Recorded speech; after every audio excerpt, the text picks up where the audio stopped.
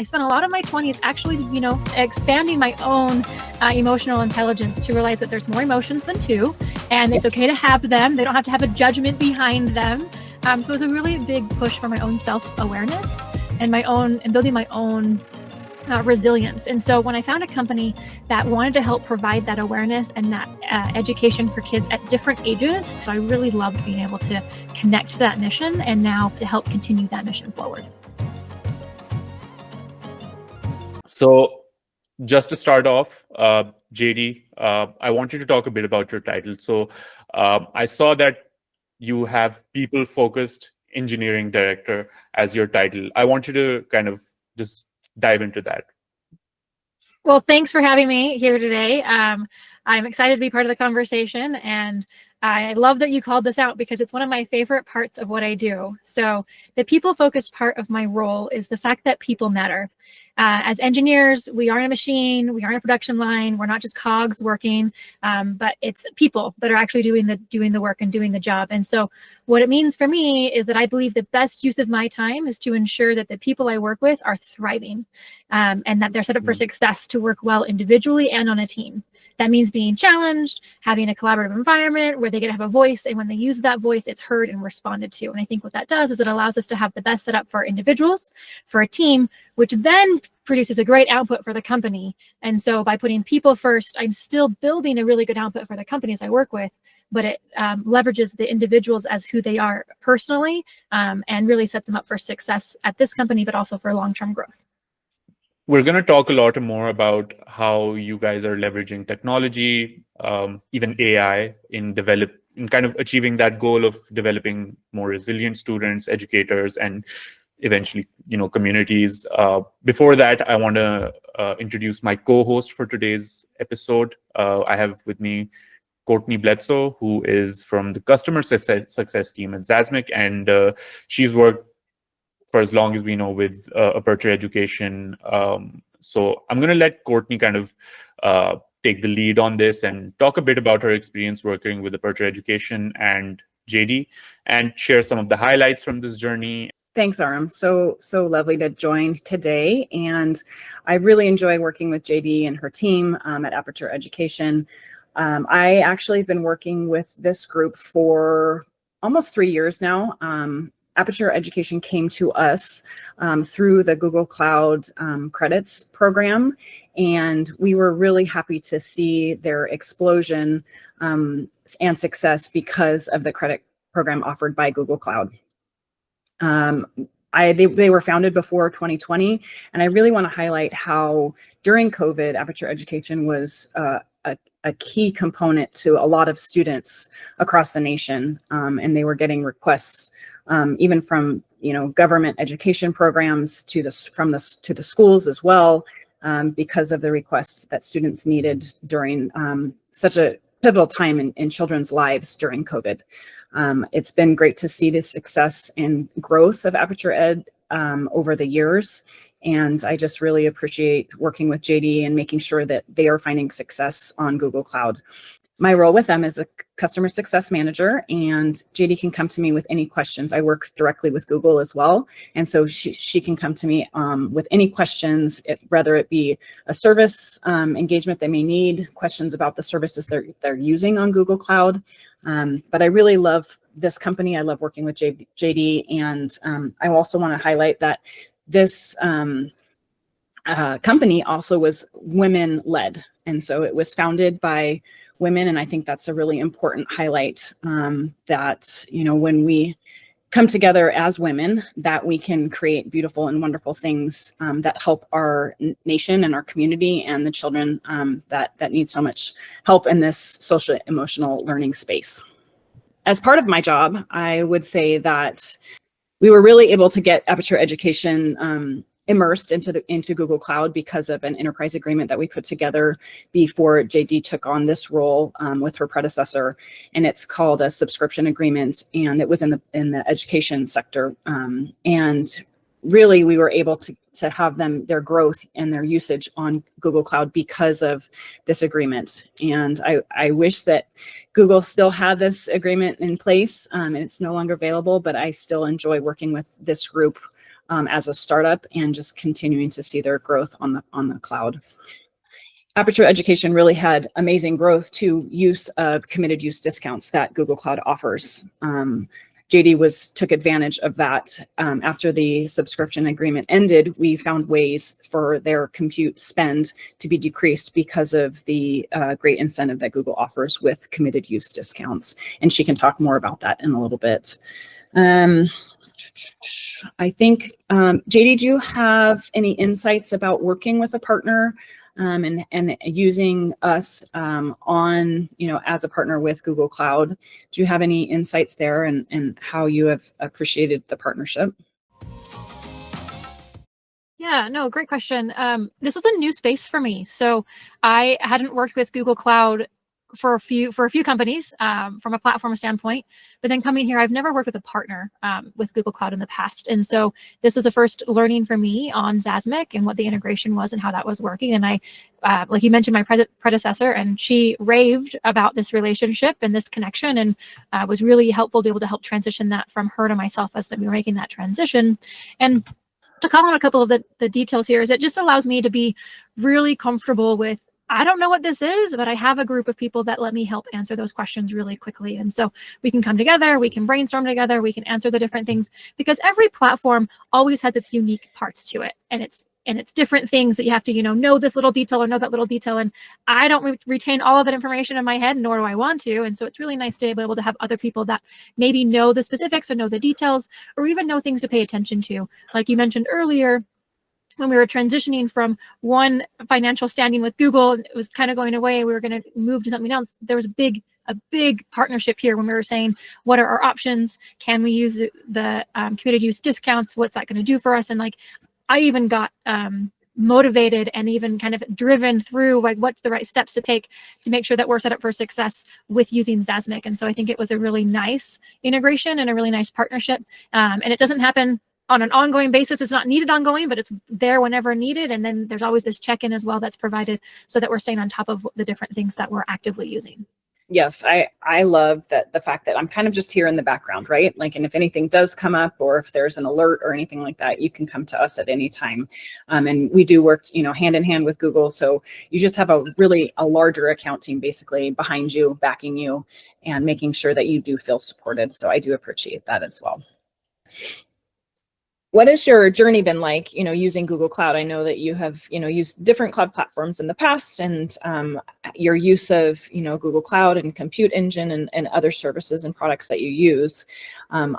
There's a benefit, right, of those committed use discounts. And I was curious, what's your take on how Google handles that? Yeah, I appreciate the question. I've enjoyed getting to know the Google Cloud Platform a lot more and its different aspects. There's bittersweet moments in that nature where some things I'm learning as I'm going, and other things I value right away of how they're set up and what's working for them. Last year, we were on the subscription agreement, which allowed us to have really awesome benefits for being in the education field. It was a huge benefit that Google provided, and the company really leveraged that.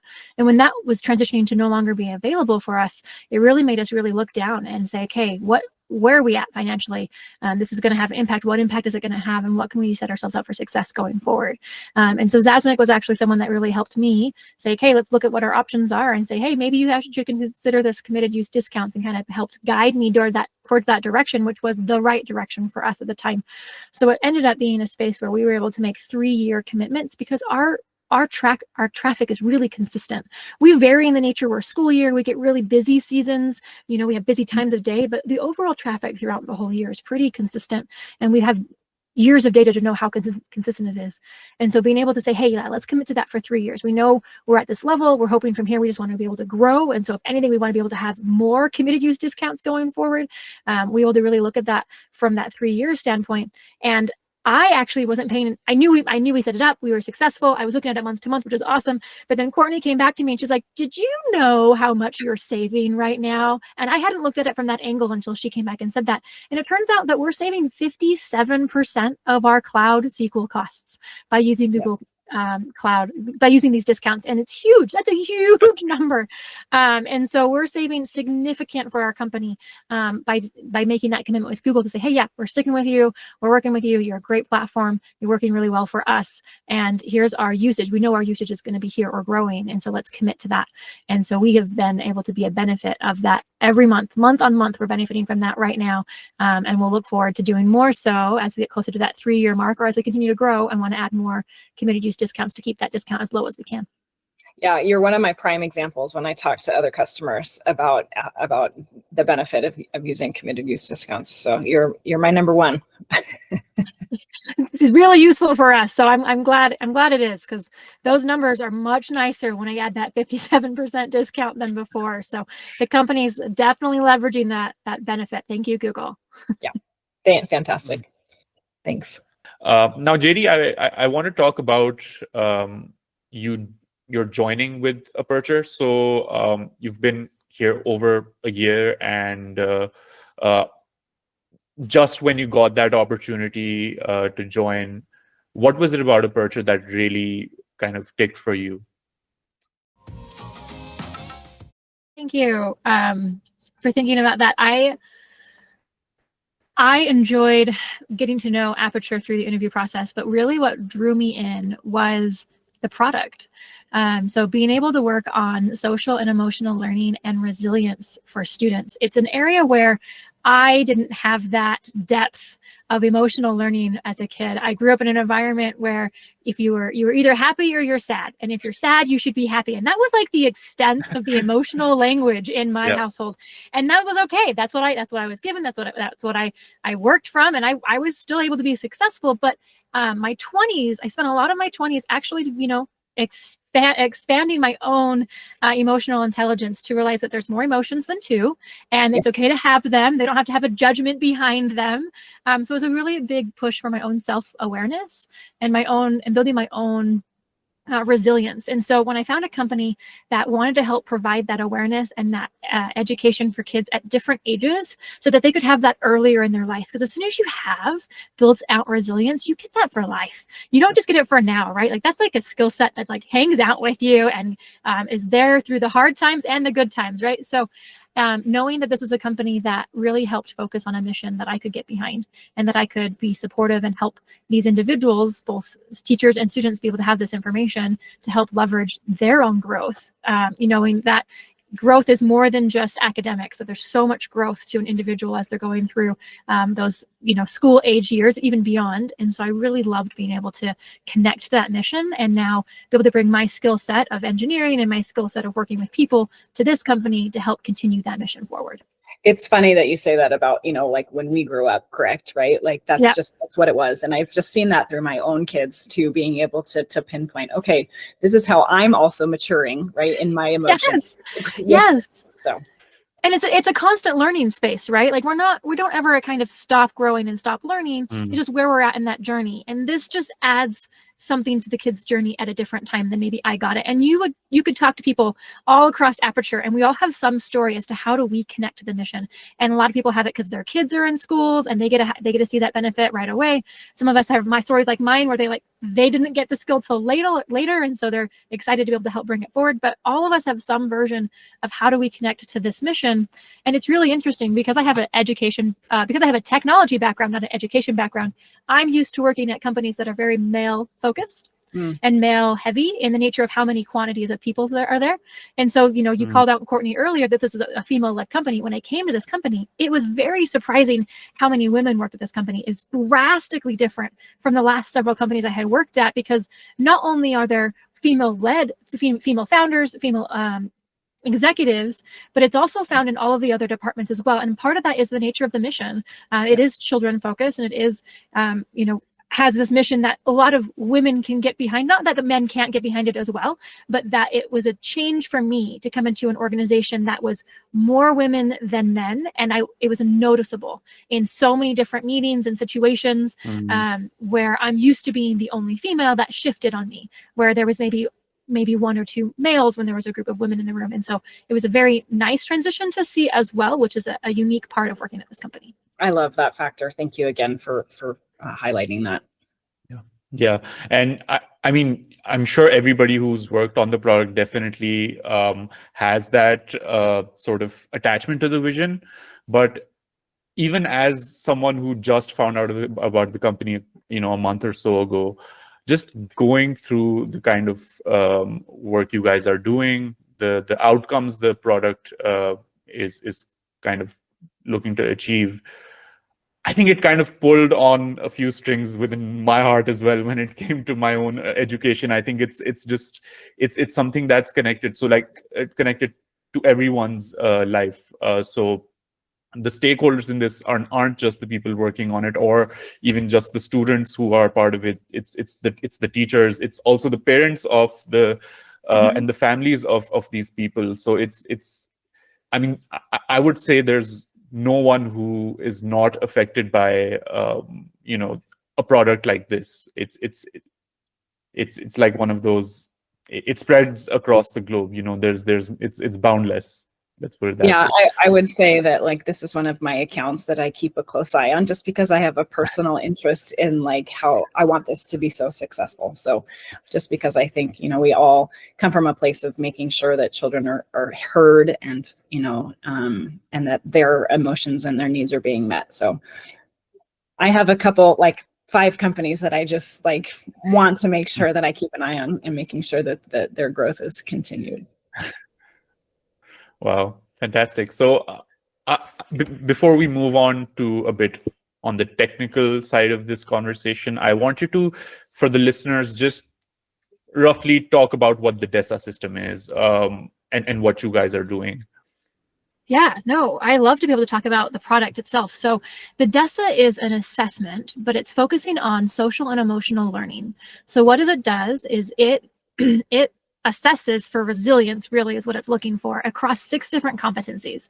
So we look for optimistic thinking, we look for self-management, relationship skills, social awareness, self-awareness, and responsible decision-making.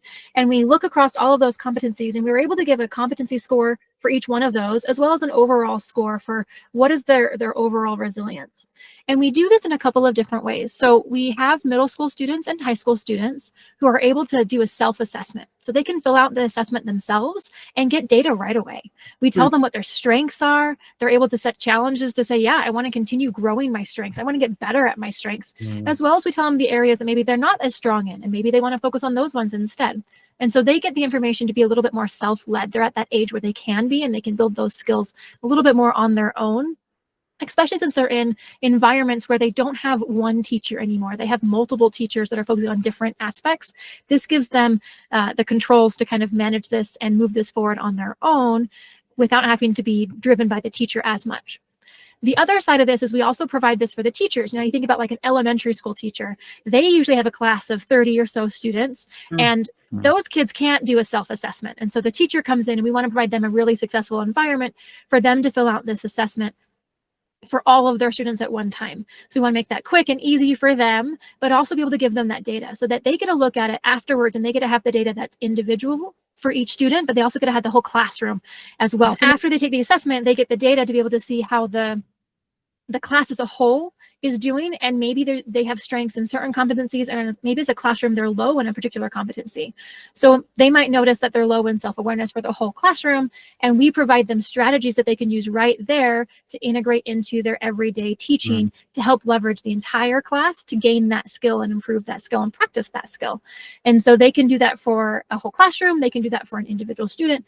We also have that same data set up so that the school as a whole could look across how's the whole school doing. We have it set up for the district. They could look across how the whole district is doing. That way, if there's something that's missing at a whole school, they could work on something different. If there's something missing at a whole district, they can work on that.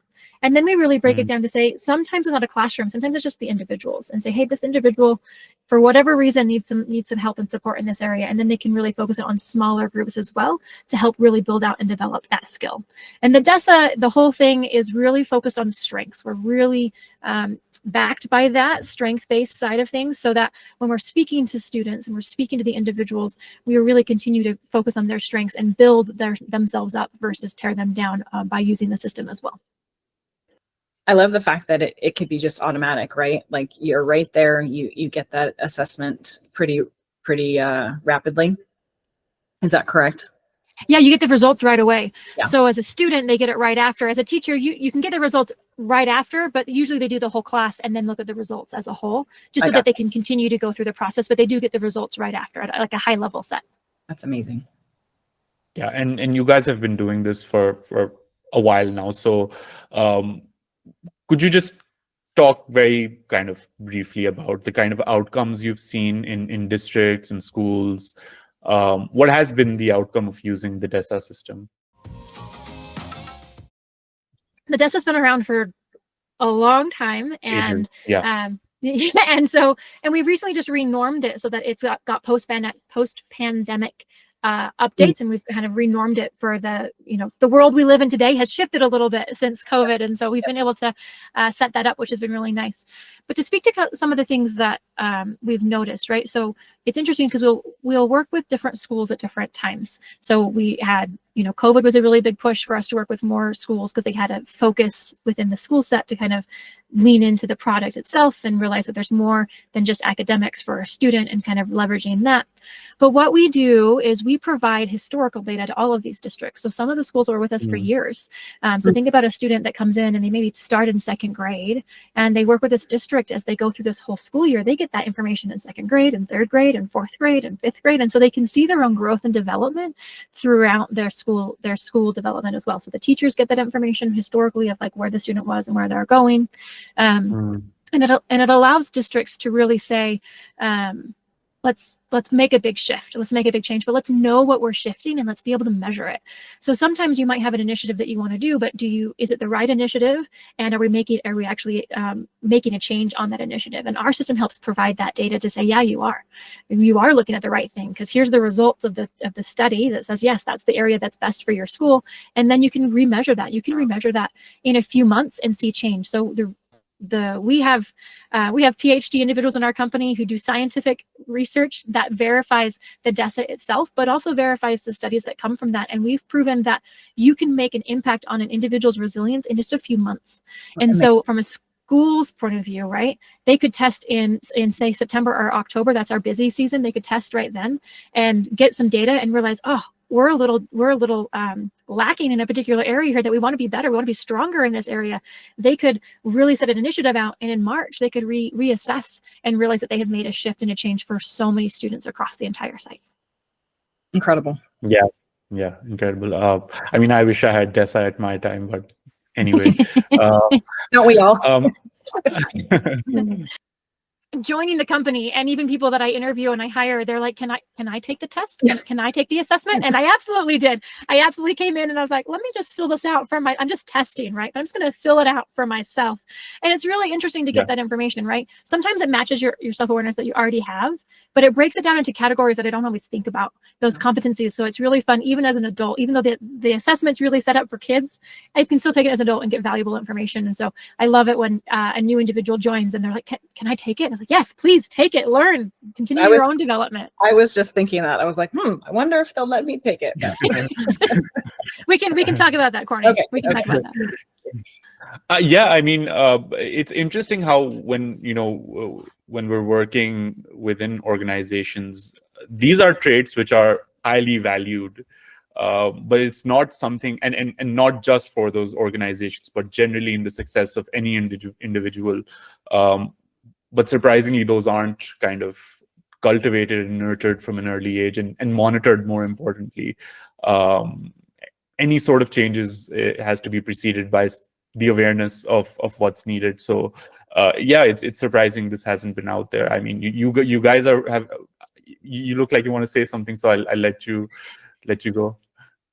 I think it's really interesting because the language that is used in education changes and varies. And I've talked to an educator last year and she's like, this was what we were talking about 20 years ago. This is what we were talking about 30 years, but this is the word you used, right? And so the knowledge of this particular area has been around, right? The fact of, we think about like a whole child or beyond academics, we really need a variety of skill sets to be successful in the world that we're in. And schools are aware of that. Teachers are aware of that, but it's kind of gone through cycles of what becomes the focus at that time, and that's due to the environments around us, as well as the language that's being used at that time, as well as things like I'm using the language social emotional learning, I'm using the language resilience, but you might go to a high school and they might use the language college and career readiness. Oh. Right. And we have the conversation to say, well, tell me what that means for your students. And they list out what they think it means to be college and career ready. And I list out what it means to be resilient. And the overlap is significant. And so it's amazing how much you have to kind of find the fit for the schools using the language that's now or the language that's for the state or the district, because every state has different policies and different things. And so it's really figuring out what's the right communication to know that we're talking about the same thing, because the value, you're right, that this is something that educators know about, this is something that is needed and is useful across everyone, but it's finding the commonality in our language so that we know what value we're providing and matches what value people are looking for as well. Yeah, I mean, fantastic. I'll actually I did take a look at the 72 questions and went through all of them. So I'll link it down for anyone else who's listening and wants to take it for themselves. Coming to good news. And good news, our post norms brought that down to 55 questions. So don't worry, we're getting a little bit faster, a little bit shorter, but it goes really fast. So even though it's 55 questions, it usually takes about 5 to 7 minutes to complete, because it's just a quick question and same answers every time. So it's a fast test, even though there's lots of questions. Very fun. Yeah, good call out. Now you guys, again, you mentioned you work with over like millions of students and several districts. It's something which you've almost made like a seamless network, that even if a child is moving from one district or school to the other, there is a record that is available. So it's a continued system where the child's almost being looked after by everyone. So having such large data sets, how do you guys kind of work with that sort of data, and what sort of technologies are really involved in handling them? It's a question most large companies run up against, and we're not as large as many. So we don't have to be as crazy as some larger companies that are out there. But some of the things that we look about, so we really care about making sure that our data is safe and secure. We really look at making sure that it's set up so that it can be timely as well. We want to make sure that the students and the teachers don't have to sit and wait for getting the answers and information and getting the results. We want that to be really smooth for them. So what we've done with our database is we've partitioned it. So we've broken it down into chunks that allows us to really focus on the particular district or the particular school one at a time. Instead of having to search through all the data, we really can just go into that particular partition and just search through that partition. So it limits our searches. Outside of that, we've also optimized all of our queries to make sure that we're hitting the standards that we want to be able to make sure is successful for these schools and these districts. So we've got performance tests that we run on a regular basis. So we run those on our new queries. We add those to them to make sure we're up at the right standard, and then we maintain those so that if something shifts, if our data increases, and then now our performance tests are failing, we can go in there and look at that right away before it becomes a slowdown for any of our clients. We're going to kind of get that awareness ahead of time so that we can adjust the needed queries or the database set up for that success for that school. Yeah, and can you talk a bit about how the schools kind of receive this data? How do they, how in what way are they using it? Is this primarily for the teachers? Can school administrations also take decisions on the basis of this?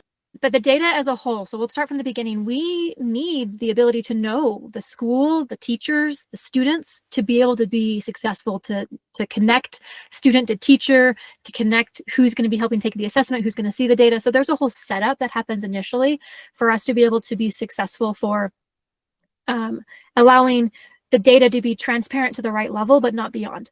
So if I'm a third grade teacher, I get the results from my class, but I might not get the results for the entire third grade because I don't teach the whole third grade. So we have a little bit of setup that goes on that says, hey, who's allowed to see who? What's this data look like? And then of course we've got administrators, we call them program admins, that are able, or site leaders even, that are able to see maybe the whole school or the whole district to really make sure that things are set up correctly, making sure that we're not missing any student. that doesn't get an assessment so that they actually get that data and we get to have that awareness around them as well. And then making sure they get a look at the data. So the data is returned to at every level. So if the student takes a self-assessment, they get data for themselves. If a teacher takes assessments, they get data for one student or however many students they take the assessment for. So there's data given right away after the test. And that data looks like a few different things. So the data is an overall score. The data, and that score is broken down into 3 categories. It's broken down into a needs improvement, meets, or strengths. And so it's kind of really saying like, here's your overall score, but like, where does it fit in like this general sense of categorization? And then we also break it down into those competencies, so the individual competencies. So maybe, you know, I took the test and my teacher's like, oh, JD, you know, you came in pretty low. You need, you know, you came in for the need for improvement section. What's going on? So she could go look at myself and say, oh, JD, I see what competencies that you're lacking in right now. Let's see what we can do to really help you out. How can we help build those strengths to be stronger for you? And so they can really dive into that individual level. But we also have the data set up so that the site can do that. The site leader or the program admin can look at it at that level too. So maybe for the entire school, maybe this one high school, they want to look at the whole school and see where the school's at. And it's like, oh, we can cheer this strength. This school's doing really, really good with optimistic thinking. So they have that data right away, so they can celebrate and cheer within their school itself. But they also have the data where they say, what do I want to work on? Right? And they can break it down into a variety of things. They can break it down by teacher, they can break it down by grade, they can break it down by class. So we allow them to let them filter the data so that they can see it in so many different ways, because schools are also working and implementing other things. They've got lots of things on their plate. And so it's how are they going to connect this data to the programs that they're already initiating and doing right then too. So they might be looking at something that's grade-based. And so they might want to filter by grade, where another school might be focusing on something that's a little bit different. And so they want to filter their data slightly differently and be able to pull out insights that meet their other focuses that are going on. And we want to give them that flexibility, because schools have different needs, have different programs set up already that we want to be able to just sneak in and be able to, let's just make those better. Let's just make those programs better by adding a few strategies here and there and meet the needs that you're already at and you're already working with. So if we look at this from a technology standpoint, to give you a little bit of lens of what we look like technically through that whole process, right? So we have an SFTP site set up to allow us to bring data in and do some of this rostering data. If you think about the nature of us being able to have that data from student to teacher to classroom and all of that data, we've got a rostering set up so that we can get the data on an ongoing basis through an SFTP integration that allows the schools to continually push the data. So when a brand new student joins, they're integrated right into our system and things like that. We also have it be self-managed as well. Not every school is going to want to do that level. So we have the ability for self-management, and where they can upload those files right into our web application as well. We have 2 web applications that we really kind of maintain for our customers. We've got a student-focused one and a teacher-focused one. The teacher-focused one is the teachers and the administrators. It's all of the data and the reports and their strategies all fall within that same category. Both of them are web-based, and both of them are built off of Node.js. We use TypeScript and React as some of our main technologies there. We use Firebase as one of our main authenticators, and then we use PostgreSQL as our main database that we use for all of the data that we maintain. And as I mentioned before, we partition it so that we can easily find that data quickly, because it is a lot of data when it starts talking about schools and their students and multiple assessments per student at different times. But within that, we have lots of data that's moving and lots of data that's coming from schools that's getting into our system, and that then we're presenting. So we're presenting data that looks like a visual chart. It has a table of data as well, and the ability for them to say, oh, I want to download this and even manipulate it a little bit more, or integrate it into my academic program. So they could download it and they could upload it into their academic system as well. So there's a variety of ways in which the data is presented, a variety of ways in which they can access the data and pull it out. But all of this data is also really critical in the nature that it's schools data, it's students data. We all really care about data being successful, data being secure for our kiddos, right? So all of this is done in a secure fashion. We talk about data encrypted at rest, data encrypted in motion. We make sure that we have, a good algorithms set up so that when you're logging in, we've got a high standard of who can access the system, that it's hard to kind of break in. We're monitoring and making sure that if there's any, attacks or attempts that are coming in, we're aware of that right away, and things that we can adjust and help support before it becomes an issue, before it becomes anything that's exposed there. But really we do a lot of things to make sure that we do data access controls. So it's limited who has access to the production data, which is our students' data. All of our testing environments, we've got like a demo environment that we want our clients to be able to see, maybe even interact with, but none of that is our students' data.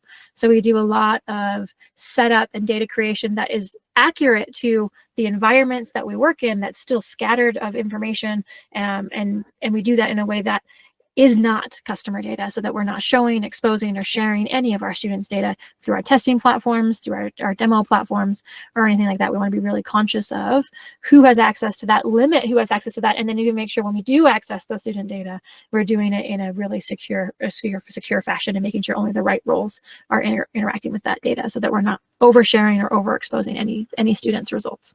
I have a quick question. I was curious about when you do onboard, a district or a school, like, do you have a onboarding process with them, like in teaching them how to use that so that they can get the best results? Yeah, so we have two different types of onboarding processes that I'll speak to. One is the onboarding process of let's get you set up in the system. And that's going to be where we get your student data, we get your teacher data, we do the rostering aspect, and we set you up of how do you want to use our tool within your school, and we set you up that way. And we have an individual that works with the school and the district all along that process to help them set up and be set up for successfully. The other type of integration we do, that's the wrong word for it. The other type of help and support we do during an onboarding process is to be able to support them on learning our tooling. What do we offer? What do we provide? And so we do a lot of professional learning on this area, where it's professional learning for the administrators, professional learning for the teachers.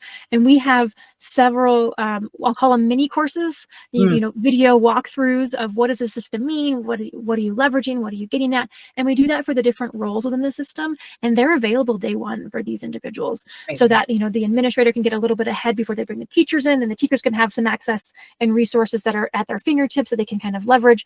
But they also usually have someone that's within our school, they also usually have someone that's within our company that they can talk to, email questions back and forth, and say, okay, I'm getting ready for this rollout within the district, and we work with them, and we host the knowledge share and the initial meeting that says, yeah, let me walk you through it. Let me tell you what this is. And so we can kind of be the knowledge experts in that initial rollout. And it varies based off of the size of school and the district and their needs and what they want. Some prefer the more asynchronous version of information, and others prefer the hands-on. And we kind of allow for both.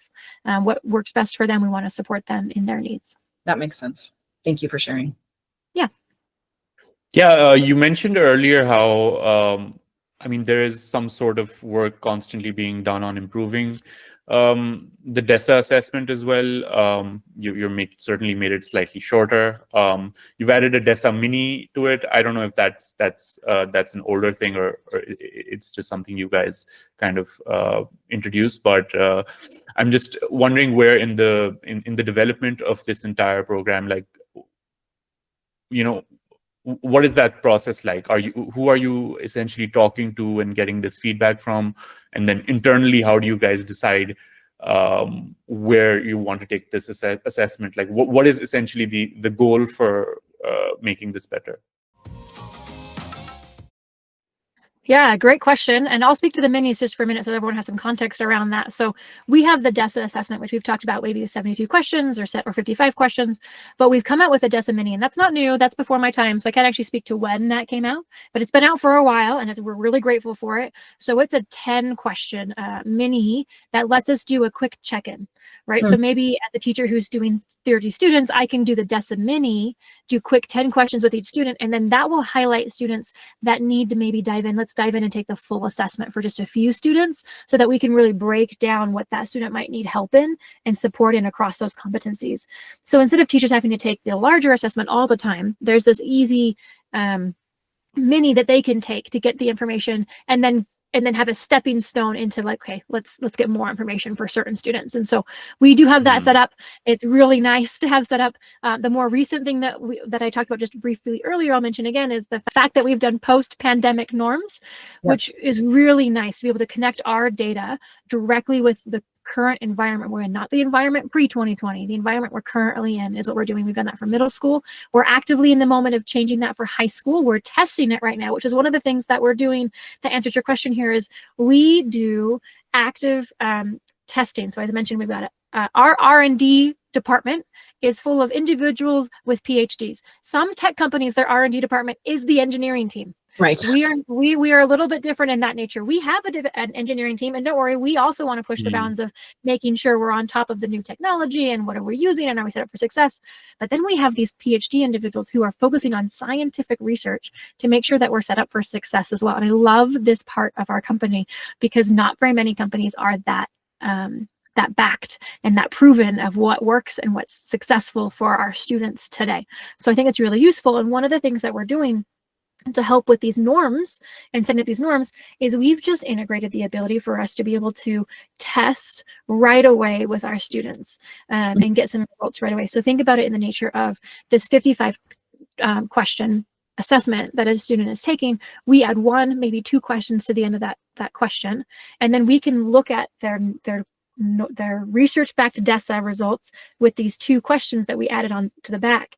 And we have data right away to say, are these the right questions? Are they matching the right norms? And we can use our own data set, our own, millions of students in our system today, every school year, to get the data really fast to improve the speed at which we can do this research and continue to stay on top of being research-based for our students and our districts. And so it's a new thing for us to be able to have like the quick, easy access integration, where before we were making studies where we had to pull teachers and pull students and as a secondary thing and have them do a second test and a second thing over here.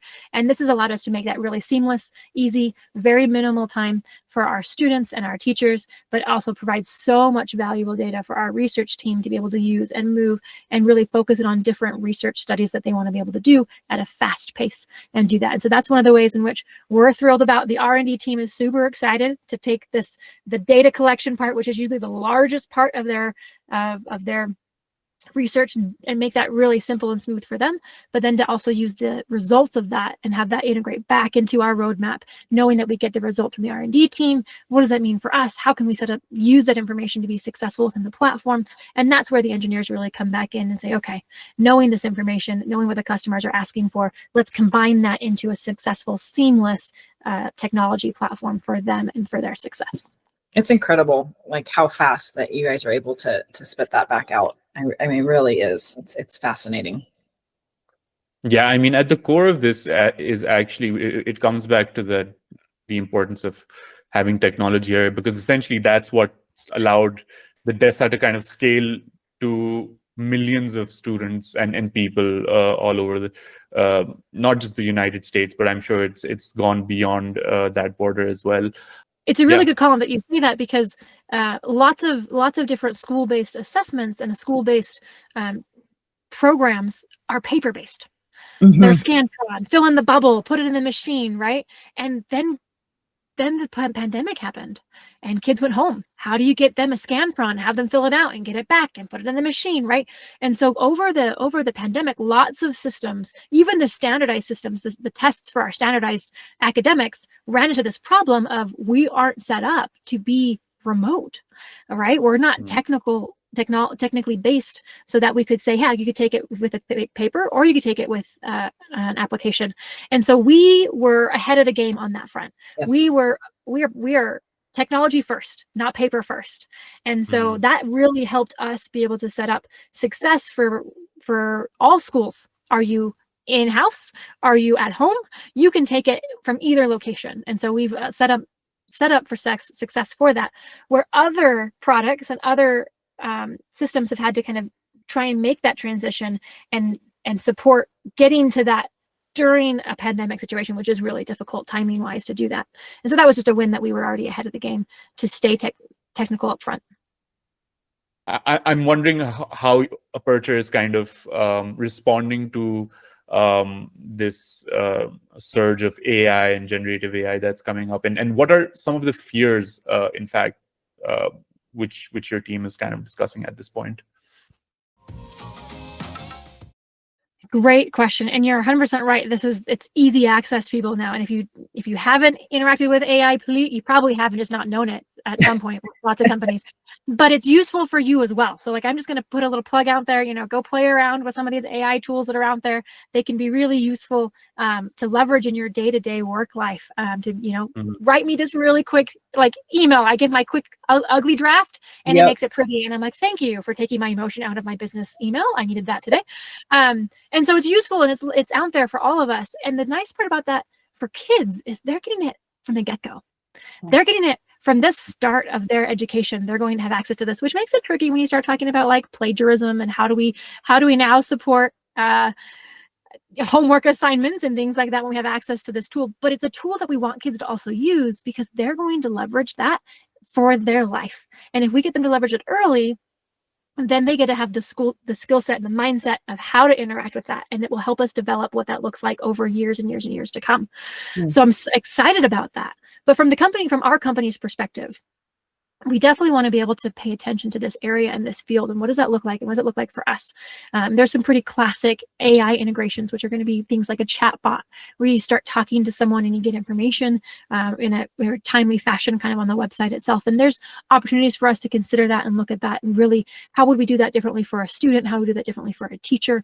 And so we're actively exploring those potential opportunities within our platform, but we want to be able to make sure the scope is limited to the research data that we have. So because we're research backed, we really want to make sure we leverage that and we don't lose that by integrating an AI platform that doesn't stay within the research that we have. We don't want them to stretch our research into something that's not quite there. So there's some works there and some boundaries that we want to set up to make sure that we continue to maintain our value set for our company itself. But there's other areas here too. If we start thinking about machine learning, which is an aspect, a subset, if you want to call it that, of AI, but it's a space where we have data for, we're saying resilience, right? We've got this broken down by competencies, but then there's so much data out there that's academic based. And our company is recently, we'll call it relatively recently, integrated with another company, and they have other types of assessments that are out there. So we've got access to even other data that we could, if a district wants us to, we could have even more data to say, let's get this big picture look of a student. Yeah. Let's have it be a space where you can see your resilience right next to your English score, right next to your all these other different types of assessments that they're doing along their journey of education, and then use that data to leverage what maybe is useful for that school or for that individual, given all of that information. And it's really, once you start looking at all the information, once you start combining a lot of types of data, the information that AI and machine learning could really come up with isn't something that we could do. Because then they want to look at that at the individual level, they want to look at that at the classroom level, and that's what we really leverage machine learning for, is being able to say, dump the data, research the data, go through this data, compare it to all the other data, and what is important for this situation, and then provide that information. And that's something that we're early on.